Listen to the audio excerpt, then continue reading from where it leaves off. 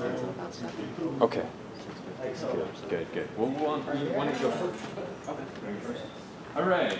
So we'll go ahead and start. I got you. We're going to go ahead and start. Looks like everyone is at the Johnson & Johnson meeting. A couple of announcements. I graded all of your written conclusions. Please take some time to look at my notes. I spend a lot of time, especially this first assignment, trying to give you a better idea of how I want you to structure this assignment and how I grade that assignment. So, especially if you didn't get 10 out of 10, please look carefully at my notes. Ask me if you have any questions. And you will do that same type of structure for 2 other assignments the rest of the quarter, later in the quarter. Any questions about that? All right, we're going to do our technical presentations today. Yes? So what are the comments? What are the comments? Where are the comments? So you will click on the assignment. The comments should hopefully come up. If they don't come up automatically, you may have to click on the View Rubric.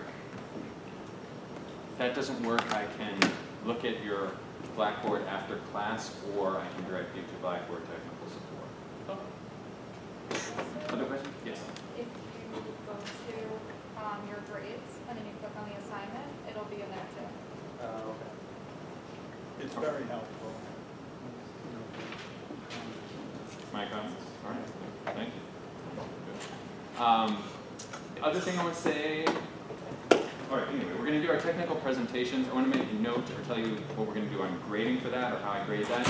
I grade that just based on the rubric that was on the syllabus, which is did you have animation effects, did you have a graph, did you have the various things? And I grade just by looking at your PowerPoint that you submit. So nothing you do tonight will affect your grade. It's just all to practice and in front of your classmates. Do you have a question, Joe? No. You what? You submitted it online? He didn't submit. You didn't submit it. Okay, I'll get to that in a minute. So, if you did not submit it, anyway, how should I start today? I'm sorry, I drank a bunch of coffee before, so I'm a little scattered. These are the ones I have submitted online. We can just go through that order. That looks pretty ambitious in terms of what we would get through in one class. Question, Michael? Yeah, I did mine on. Okay, so if we get through all of these, we could go with people who did not submit, but how many is that? That's 1, 2, 3, 4, 5, 6, 7, 8, 9, 10, 11, 12, 13, 14, 15, 16, 17. I'd say that's a good number. We probably won't get through more than that. So we'll just go down this list. Blake's going to go first, and then we'll go down this list. Question, Christian? Whatever we don't get, whoever doesn't present today is going to present next week. All right, so the options, if you don't present today, you have 3 choices. 1, don't present, because it's graded just based on the PowerPoint. If you want to take that option, that's fine. 2, you can present before or at the end of class next week. If you're here early and want to present, you can. But if you are not, we can take time at the end of class next week. We can also take time at the end of class 2 weeks from now. Or if you're here early, you can do the same option. So 3 options if you don't present tonight. 1, don't present. 2, present before or at the end of next class. 3, present before or at the end of 2 weeks from tonight. Any questions on that? Okay. So, is there anyone on that list who would prefer to take one of the other options for presenting?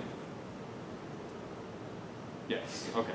So we will skip over you, and you will do one of the other options. Is there anyone who's not on this list who desperately wants to present tonight? Christian? Yeah, so I'm not going to be here next week. And Michael? He can take my spot. Okay, okay, good. So, all right, good. So, Christian, why don't you go ahead and queue up your presentation. All right, let me move it off. All right, so let's do this. We'll do Blake, Christian, Michael, and then we will proceed down the list. Make sense? All right. So, Blake, whenever you're ready. Oh, and also let me say one other thing. Obviously, you want to pay attention and take some notes on your fellow student presenters. The large value in this class, this particular class, is thinking about how the presenter is using the techniques we've gone over in the first part of class. Otherwise, it's just a really boring 2.5 hours punctuated by 10 minutes of sheer terror. You don't want to do that. You want to think about how you can learn from the student who is presenting. In this class, as with all the rest of the material I will teach you in the class, we think of communication as a skill that you can learn and develop, and there's no better opportunity to learn and develop than watching someone else try out a technique. Other thing I'll say on that is please give the student who is presenting all your focus. Please avoid cell phone usage. You should always avoid cell phone usage in this class, but you'll also find that it can be particularly distracting to a student if they're trying to make a presentation and you're playing with your cell phone. All right, any questions? Okay, Blake.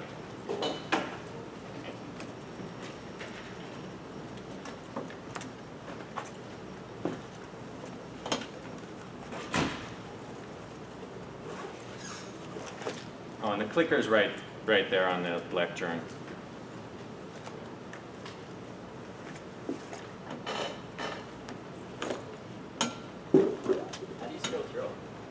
What's that? Oh, just take the mouse and click, double click on yours.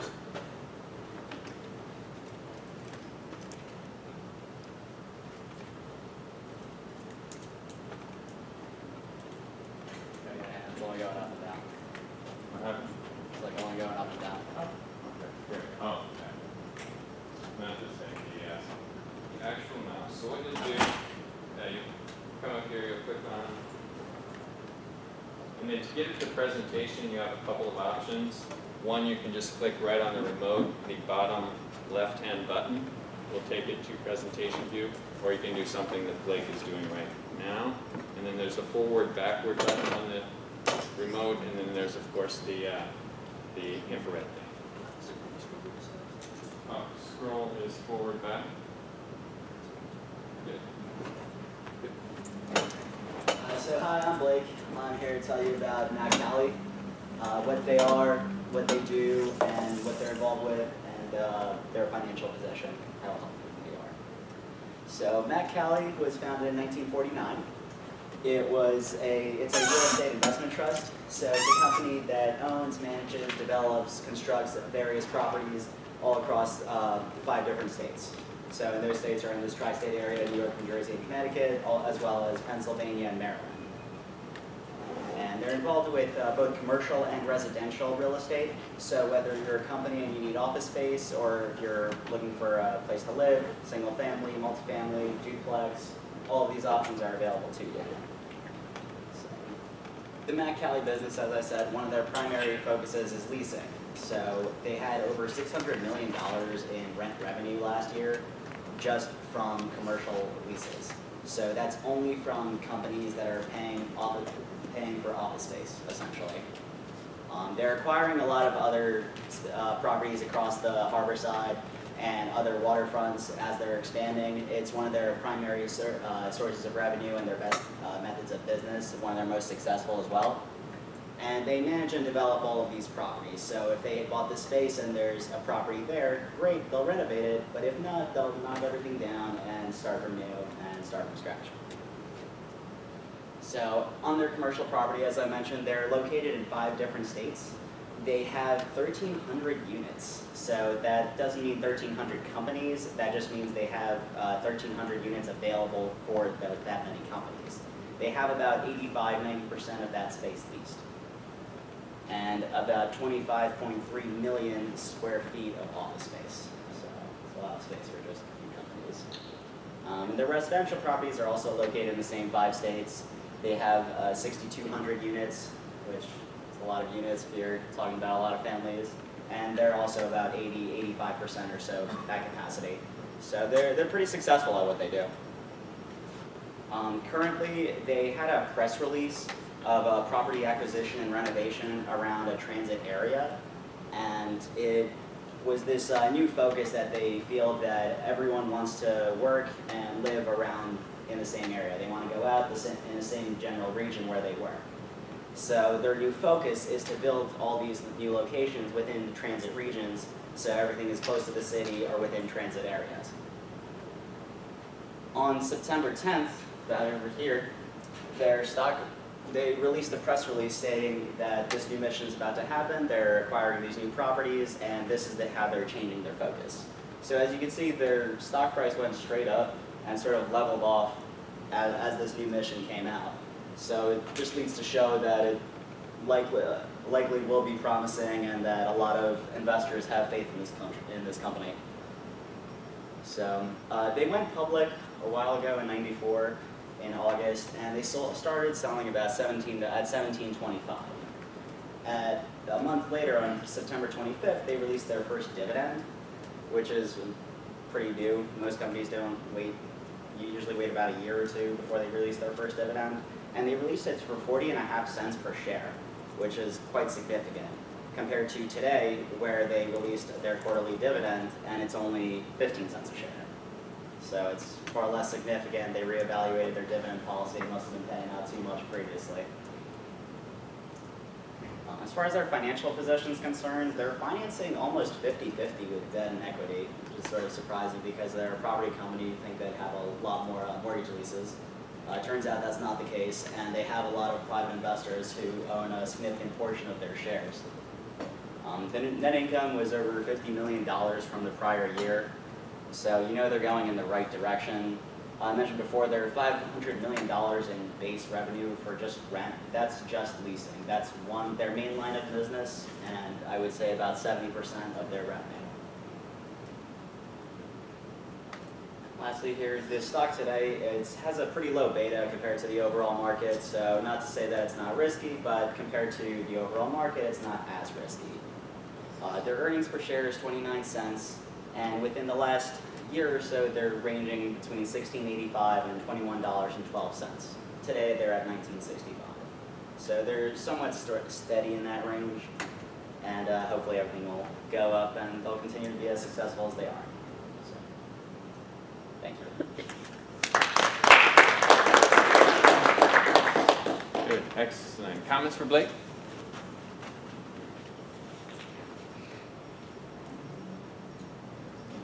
Arpit?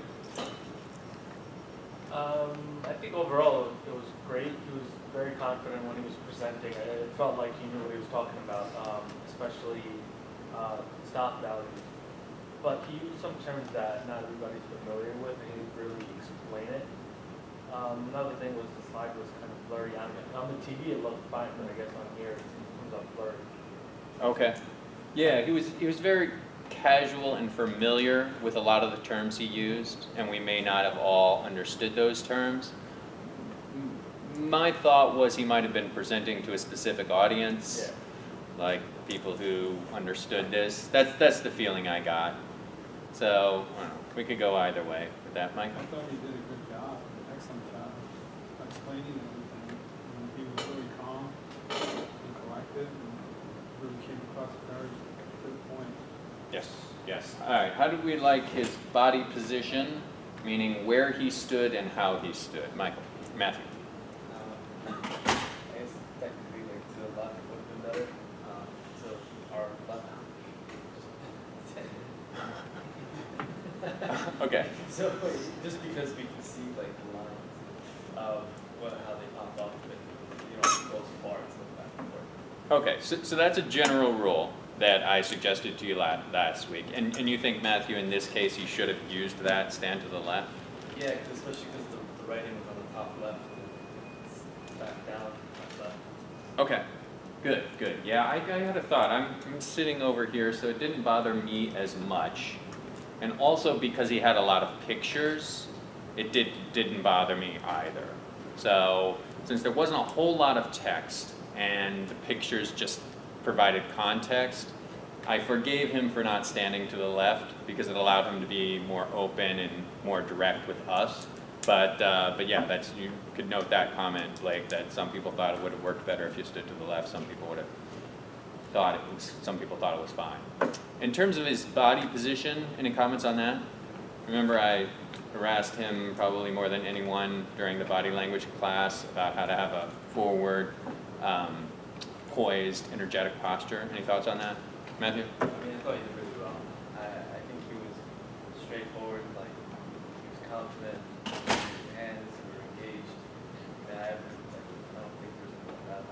Okay, it wasn't bad. Any other thoughts? Daniel? He did a really good job with his eye contact. I felt like he was focusing just the right amount of time on different people. Yeah. And moving around where he was looking. I agree with that. Good eye contact, Chinku. Absolutely, he keeps a very good pace when he delivers his speech. But I want to mention is that about those bullets, I think he better add some animation rather than just put it at one time. For example, Go ahead. I mean, for example, his last, he just show all bullets one time together.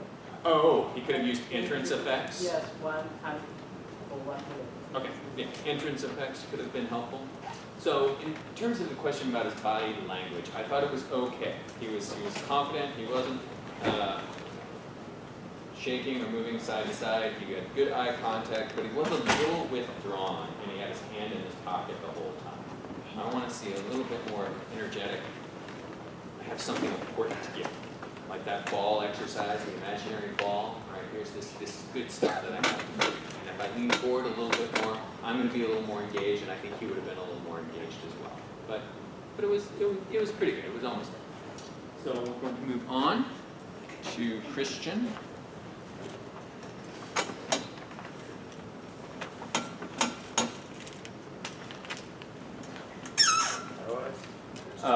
Yeah, the arrows are forward and back to the right, and it's forward to the back is left, and you've got the infrared, and you've also got the blank screen button in the bottom right. Choose to utilize it. Hi everyone, my name is Christian, and I'm going to talk to you about the rules and regulations of soccer. I know recently soccer is becoming more popular in the U.S., especially with the women winning the World Cup this year. So I just wanted to show you briefly the average MLS attendance. Pretty low compared to other countries when you're referring to soccer game attendance, but as you can see, there's an upward trend. Then they project for 2015, which I didn't put on here because the season's not over yet, 21,000. So you can see it's still growing. And with that growing trend, I thought that I would talk to you all about some of the rules and regulations of soccer. So the basics. So there's 11 players per team, 2 teams. One goalie who is going to be, this is the goal.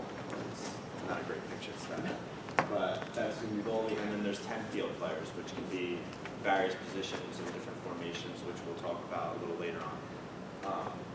Each team gets 3 substitutions per game, and once you substitute a player, they can't come back on once you substitute them all.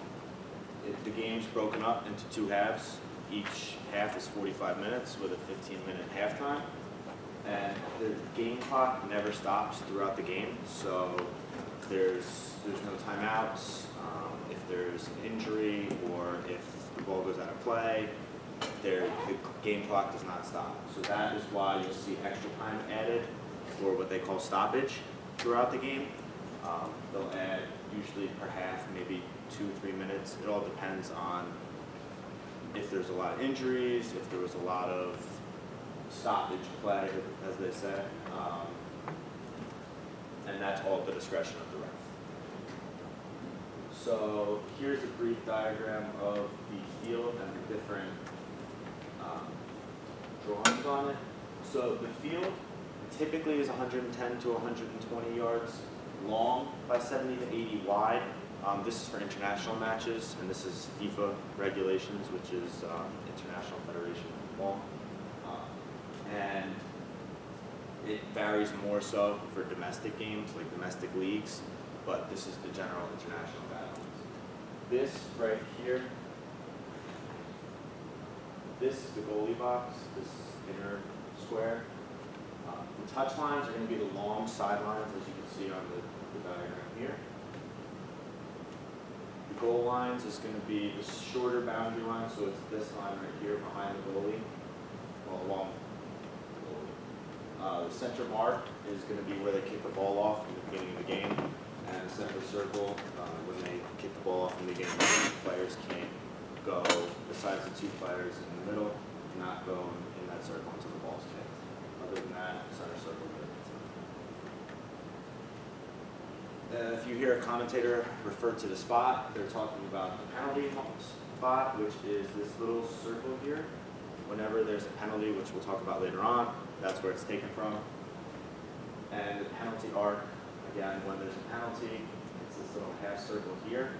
Players from other sides are not allowed to go past this box or past this half circle until the ball's kicked. Positions and formations, there's different formations. This is a generic 4-3-3, what they call 4 defenders, 3 midfielders, and 3 attackers. That's all at the discretion of the team. So basically, if I'm assuming a 4-3-3, you're going to have your goalie, or keeper on this diagram. Defense, you'll have left, center, and right back, 2 center backs. You'll have your midfielders, so you'll have your center, mid, and right fielder. And you'll have your forward. Usually your forwards are the attackers, and more often than not, they're the ones who are going to be scoring goals for you. And you might hear a winger too, like that's a right winger, left winger. All depends on the commentator, how they want to say. And like I said, there's multiple variations. You could do a 4-2-2-2. It's really up to the team and how they want to strategize. Officials, there's typically 1 referee and 2 assistants. The referee actually follows the play of games, so he's really in shape because he has to follow the players around and basically be around the ball at all times, so you can really see what's going on. And then there's 2 officials on the touch lines, and they're the ones who are going to call mostly offsides or fouls near them, which we'll talk about too. And then sometimes there's a 4th official for big important games like World Cup finals, things like that. And whereas other sports, I know if you're a football fan or an NBA fan, you'll see that they can actually do reviews of plays to make sure they got the correct call. Soccer, when a referee makes a decision, that's it, it's over. You can argue about it all you want, they're not going to reverse the decision. So how to play, pretty basic. There's your soccer ball. You want to put the ball in the other team's goal. Has to go fully across the white line, and that's it. You get 1 point for that. Team with the most goals wins. You're going to dribble the ball with your feet, pass it to teammates, pass through the air on the ground, and you basically want to keep it with your team. Avoid the opposite team. You don't want them to have the ball. You can use any part of your body except for from here down. So from your arm to your hands, you can't use that. You can use your head, your chest, legs, anything. The only player who can use their hands is the goalie, and that's only within his goalie box. So typical fouls, you can't grab players, pull them from behind, you can't do anything like that. Illegal tackling, whenever you take the ball from someone in soccer, it's called tackling. It's not like football where you're actually tackling them to the ground all the time. You could do is you could take it from them standing up, or you can slide in and take the ball from them. The rule with tackling is you have to get the ball before you get the player. You get the player before you get the ball, it's a foul. Depending on the severity of the tackle and how blatant it is, you can get repercussions from the referee, which I'll talk about. Handball is also called a foul if any player touches it except for the goalie. Again, it's also called a foul for the goalie if he touches it outside of his goalie box. High kicking, if there's another player near you, you cannot kick the ball too high.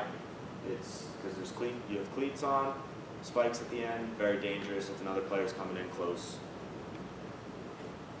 Flopping can also be called a foul, so if somebody tugs you like this a little bit and you drop to the ground and start crying about it, the referee is going to call a foul on you. And fighting, arguing, this mostly happens after the referee gives a foul to the other team. Players will become pretty upset, argue with the ref, and he can then issue warnings or punishments. So basically repercussions of fouls, if a foul occurs on the field, you get a free kick, which means you get the ball right in front of you. The other team has to remain a certain distance away, typically 15 yards, and then you get to kick the ball to your team without anyone trying to take it from you until you actually kick the ball. For a foul, you can get a warning depending on the severity of it, you could also get a yellow card. One yellow card is pretty much a warning. If you get two yellow cards, it equals one red card, which means you're kicked out of the game and your team has to play a man down. They cannot substitute someone in to fill your vacant spot. They can switch around positions, like who's playing what position, but you're limited to 10 people on the field, including the goalie. And also any fouls committed inside the goalie box, it's usually harsher fouls, because you get a penalty kick, which is you stand on the circle and you get a free shot at the goal. The only person who can stop you is the goalie. Very easy to score that way. Substitutions, like I said, 3 per team. Teams have to give a list before each match to the refs, a certain number of people that they can sub in and on into the game. They have to be on that list. They can only be substituted at dead ball, which means if the ball goes out of bounds, if there's a foul, a free kick, if somebody just scored, and the exiting player must reach the end of the field, the edge of the field before the other player can come on, and it has to occur in the middle of the field. And towards the end of games, teams will actually use this as a clock-killing technique, since the game clock never stops.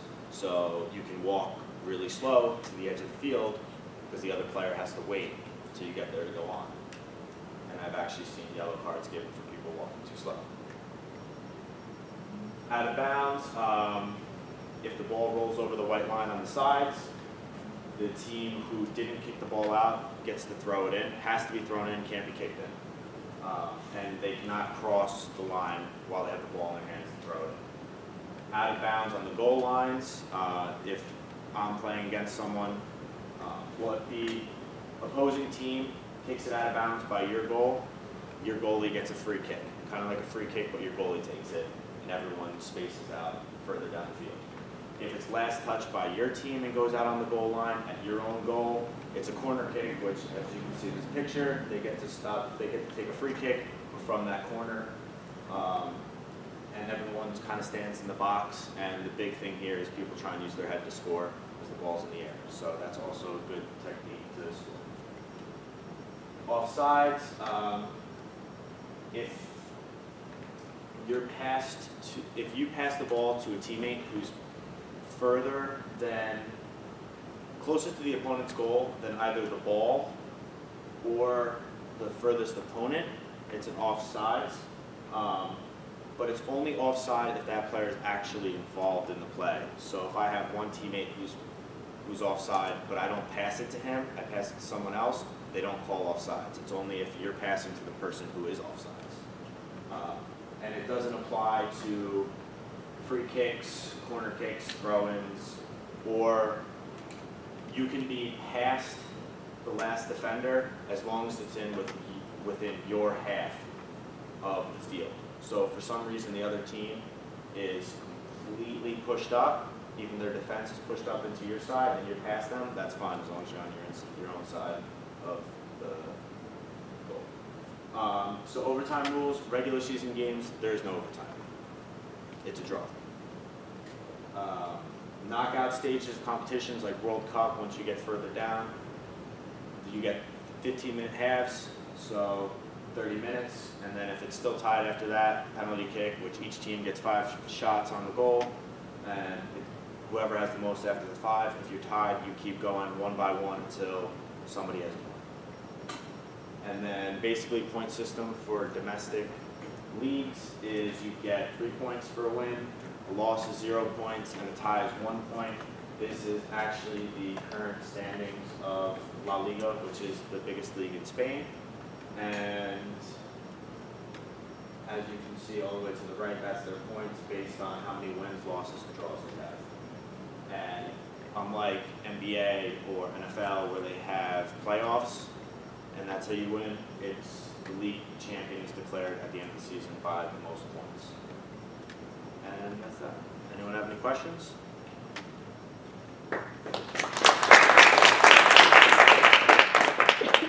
Good, great. Comments for Christian? Yes. Good use of visuals. I mean, with pictures that he actually enforced what he was actually trying to convey. At the same time, he used good transitions in his slides. I mean, Okay, good use of visuals, good transitions. Blake? He had a really steady speaking voice the entire way through. And that the slides were very like in chronological order. It made sense in the way he was explaining it. For someone who doesn't know anything about Okay, Jyoti? What? Anukriti, sorry. I apologize. He had a lot of content on the website, on the slides, but they did not feel that he was doing whatever he was, because he knew what he was doing. He just looked up and just feel and to get the point. It didn't need to continue without making. Okay, yeah, I would agree with that. So there was a lot of information he covered. I'm gonna sit over here so people don't feel like they need to turn and look at me. There's a lot of information he covered, but he was confident in all of it. So he was able to get all those words out in a way that we understood. You have anything else, Mike? I wanted to add to the speaking, even though it was monotone, I think you should have some, maybe some more excitement up and down rather than, he was like perfect all the way through. So it was kind of just like, it didn't give you some excitement. Okay, all right. So one suggestion for some vocal variety, which could have engaged the audience more. I would agree with that. There was a lot of information in this, and I feel like it was a lot of information, and by that I mean it was probably too much for this kind of lecture. And if you were going to go over all of that, I feel like it would have justified a slower presentation. So if you were literally teaching a group of people who needed to know because they're going to go out and play all those rules, then that would have been a fine presentation, but I still would have wanted more engagement and more depth in terms of the way you expressed it, and like Michael said, vocal variety. So with that, it just did have, for me, a feeling of a list, especially when you got to some things at the end like overtime rules, and then you got the specific points in the league of how the point system works. It just felt like kind of one thing after another, and you weren't differentiating them or making them as exciting for us. So I feel like in this type of lecture, you could have concentrated on specific things, and if you missed a few, we wouldn't have noticed. You could have just said, these are the interesting rules. Maybe you could have concentrated the whole thing on the stoppage issue and some of the differences between American football and basketball and soccer, how there's timeouts and whatever, and how it's complete discretion of the referee, how much extra time they add, and there's no instant replay too. Those are interesting topics that you could have drilled down a little bit on and just tried to engage us with more. Other thing I noticed is a little bit of swaying back and forth. You kind of had a foot back and forth like this. I like to recommend a zip-zap zoom position to the left of the screen. So you're here, zip-zap zoom position, ready to throw something from the screen to the audience. It will help remind you to be stabilized, and also think about transferring something from the screen to the audience and give your body that engaged feeling, that engaged look. So flopping is a foul. I've never heard that before. If you fall, you'll actually get called for a foul. That's another interesting thing you could explain to us. It doesn't happen though. You get a foul for flopping. That is crazy. Swing, calculate, stoppage, graph. You used, in your description, you used the word he and his a lot. And this was after you explained that people were interested in soccer because the women's team just won the World Cup. So it's definitely possible you could offend part of your audience if you don't use gender-neutral pronouns. But I'd recommend you think about that, especially because the context of there are lots of women who play soccer, and you even referenced that a lot of people are excited about the women playing soccer. Anything else? All right, so Michael, you're going to go? I actually submitted, I don't know if it's up there. I guess not.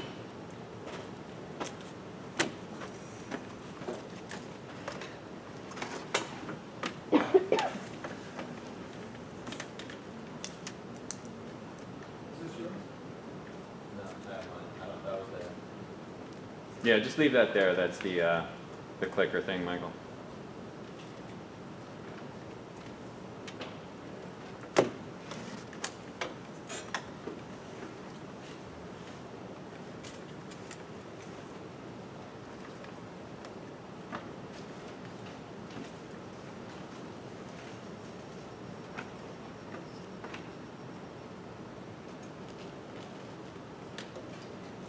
The top button is to, Yeah, the arrow button to the right is forward, and to the left is back. The red button is the infrared pointer. Bottom, I believe, bottom right is blank screen if you need it.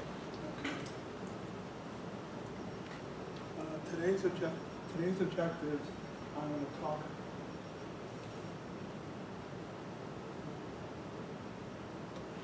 Did you pull the little thing out of the computer? You thought it was good? No, you did. It's still there.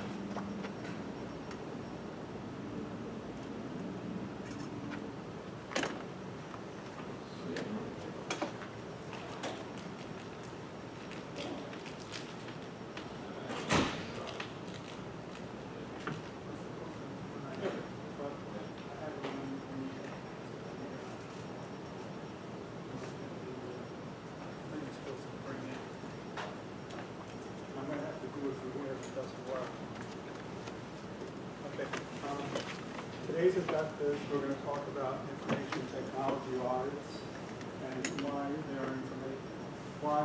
information technology audits are performed. And I'm sorry, but I'm going to have some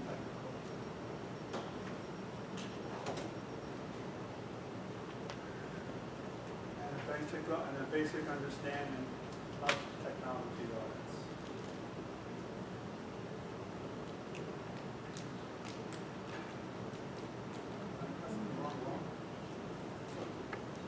Worked for me.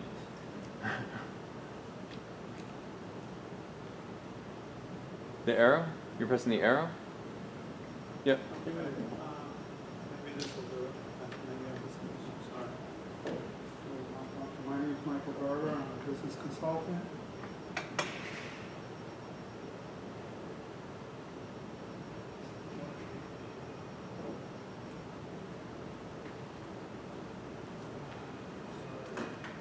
It should be just the arrow on the right on the clicker. Seems to be working, right? Huh? Okay. I've been.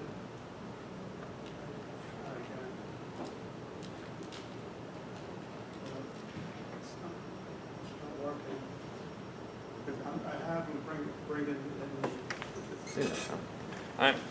I'm actually really curious. I mean. Oh, there you go. Oh, okay, so it's better if you bring it in like this. Is that right? No, you have to bring in anything else for some reason. I trust your judgment.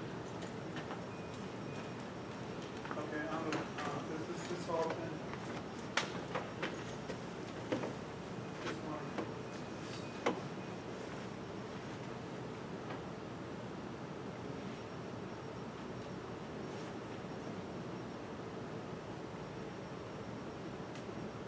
I've over 20 years of combined accounting experience in the corporate world.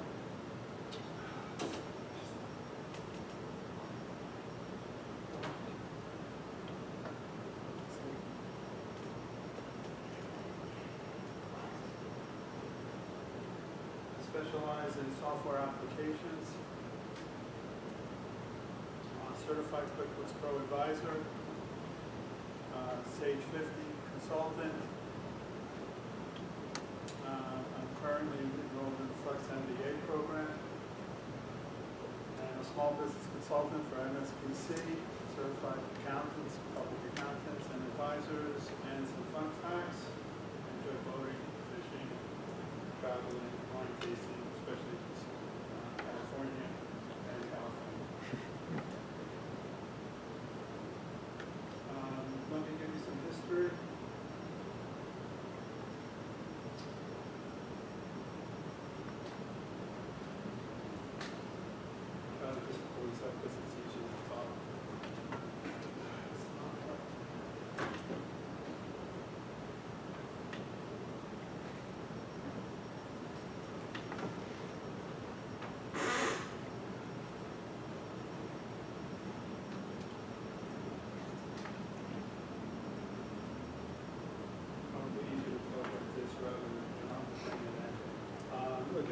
history about information technology, or they call it IT auditing. History, it began as EDP auditing, which is electronic data processing. It resulted in the rise of various accounting systems and complex accounting systems, and the impact of computer technology. So all of these factors is very important why there's IT audits for today.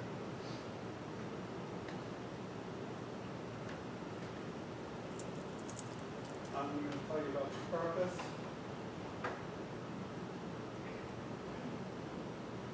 Sorry, these should be coming in, but apparently it's not working correctly. Information technology audits are done to minimize risk, provide assurance and accuracy, and focus on creating value for customers and stakeholders.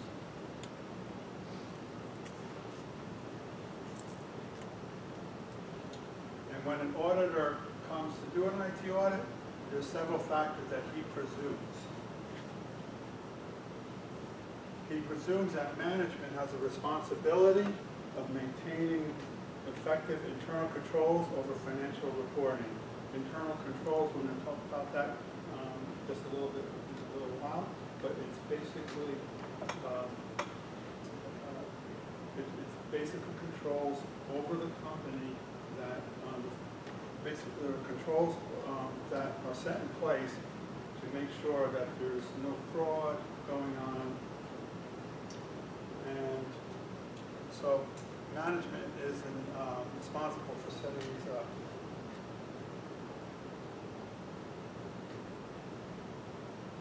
Management also is responsible for designing and implementing programs and the controls to prevent fraud. This is what an auditor is presuming.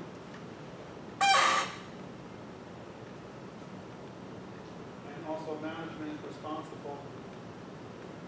I'm sorry.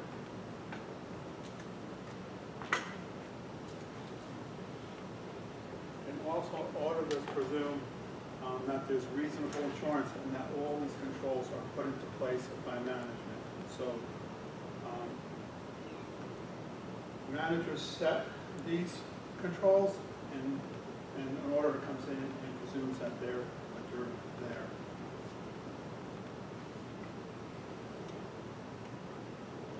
Now I'm going to tell you a little bit about the controls.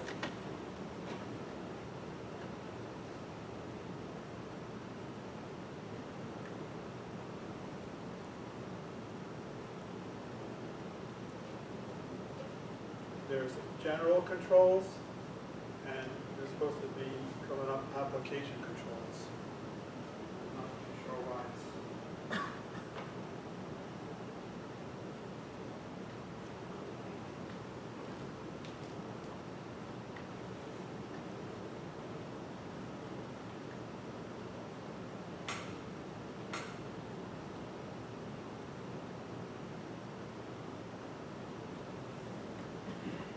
general controls are governance, these are policies that the board of directors put into place that to reach a certain objective for the company.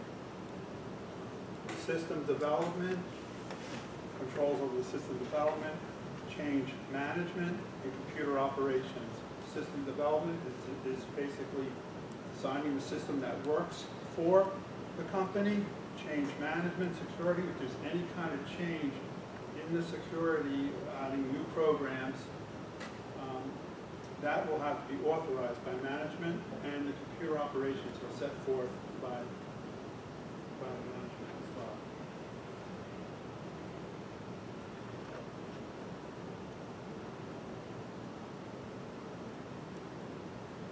Application controls are basically, they're like accounting programs. And we want to make sure that these accounting programs are complete, they're accurate, and they provide valid and authorization.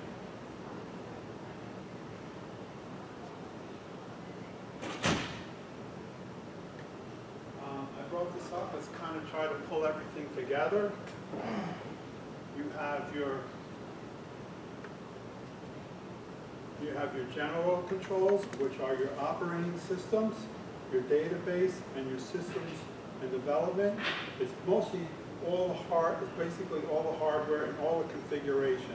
Your application controls, again, are your software. It's where orders are processed, reports are generated, and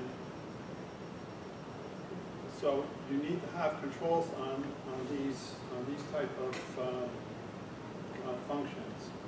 An application control could be someone that enters an accounts payable, enters a bill, or makes a deposit, can't go into the financial statements.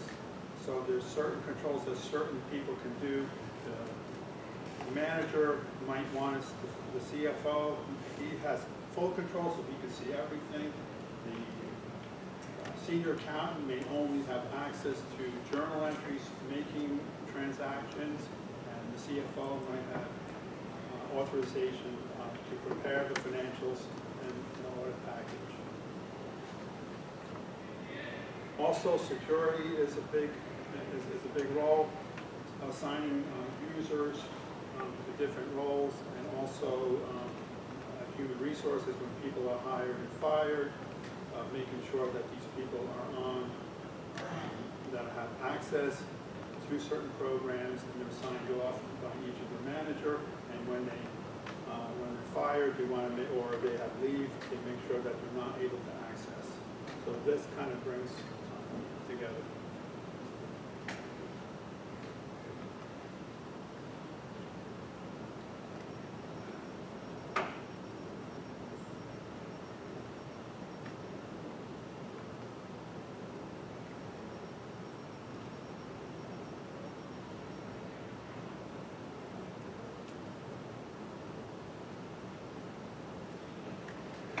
Hey, you know what, Michael? Yeah. While you're stopped, let's just stop here, because I think we've got so much good stuff that we can think about from an academic standpoint. Okay. Unless there's like a stellar part of your presentation that is critical, Okay. I would say let's just stop and discuss it now. Okay. The reason I let Michael go forward with that is because this is a class, and we can learn from having a technical mishap and how we can be more effective when that happens. I was going to ask, like, if you get up to give a presentation and your stuff is kind of giving you technical problems, is there like a technique you would use to try and capitalize on it, or try and, I mean, like, obviously some kind of disparity in the problem, like if it's not coming up. Yeah. So, all right. So, in that example, where was Michael where was he effective, and where we were like, ew, that's really painful? It's just, it kind of breaks up the flow. Well, where in that presentation, how was he? Were the parts where he was able to more successfully manage communicating despite the technical difficulty, or not?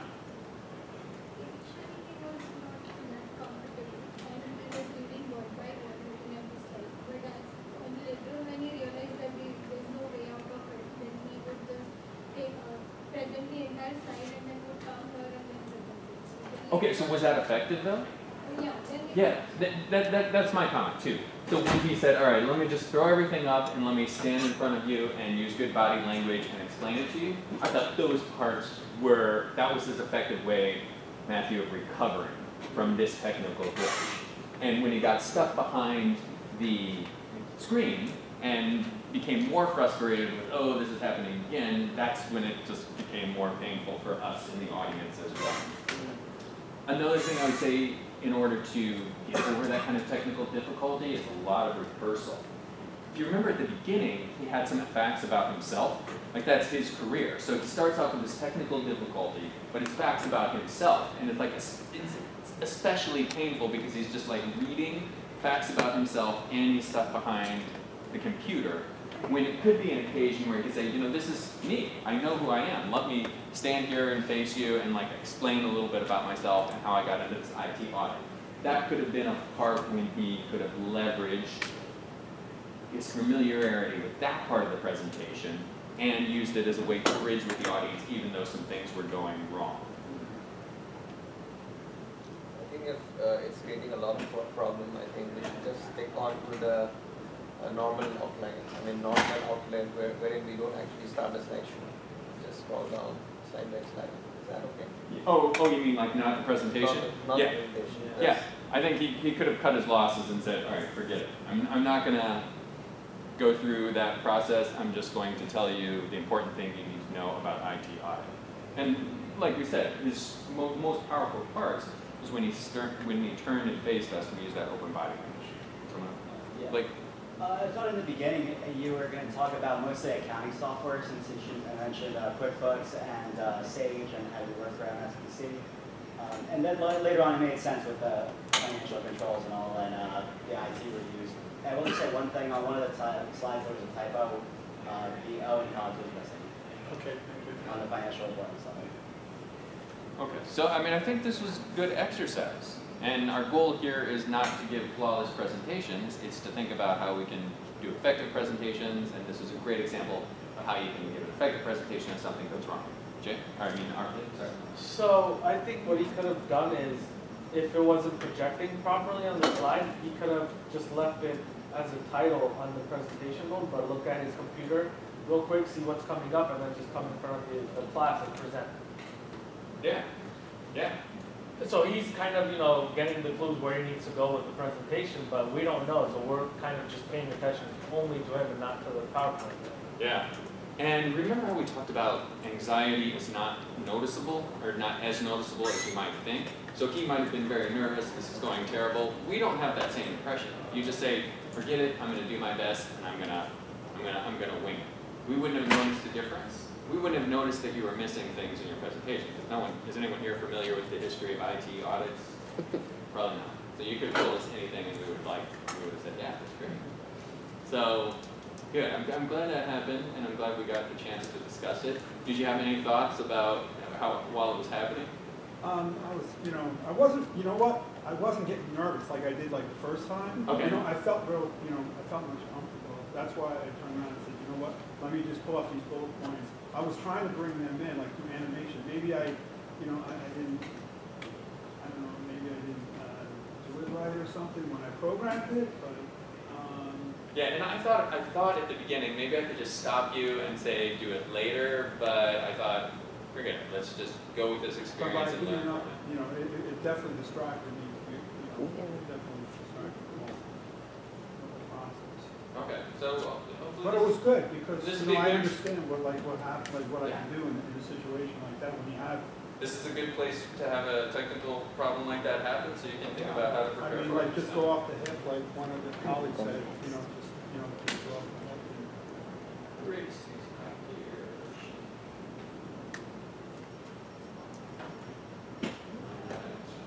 Boom.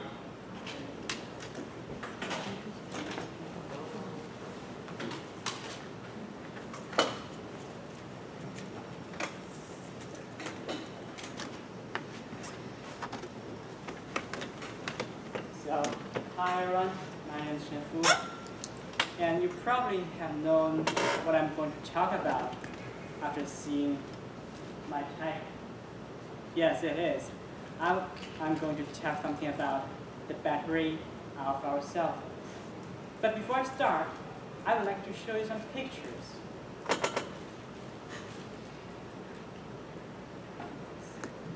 And another one. So, can anybody tell me how many times today you have seen one of those pictures? Not today. Two. You got two. And Michael? Yes. You got two. Okay, great. And how is your feeling about this when you see these pictures? Okay, good. I'll show you my feeling about it. It's just a broken heart. We just hate it. Therefore, today I'm going to tell everyone here is mobile phone manufacturers should make smartphones with larger batteries. Okay? And I would like to say so, not only because we have such kind of bad feelings, but also I got two reasons. And one is we need phones with long life battery.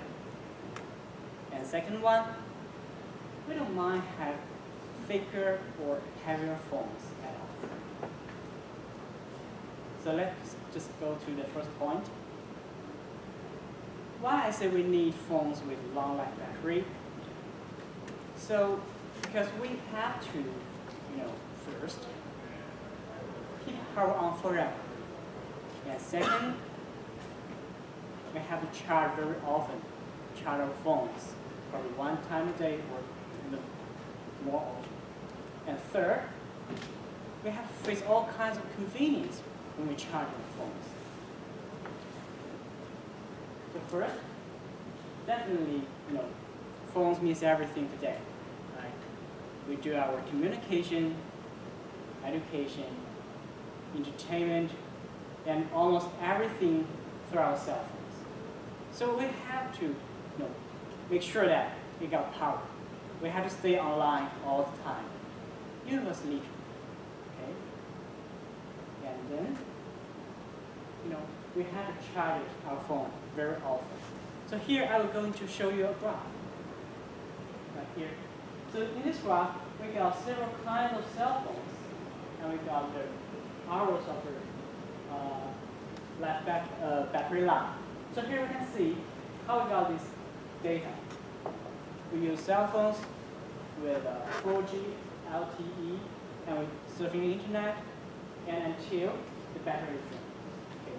So here actually, by the way, it's not an advertisement about Huawei, but I do like it.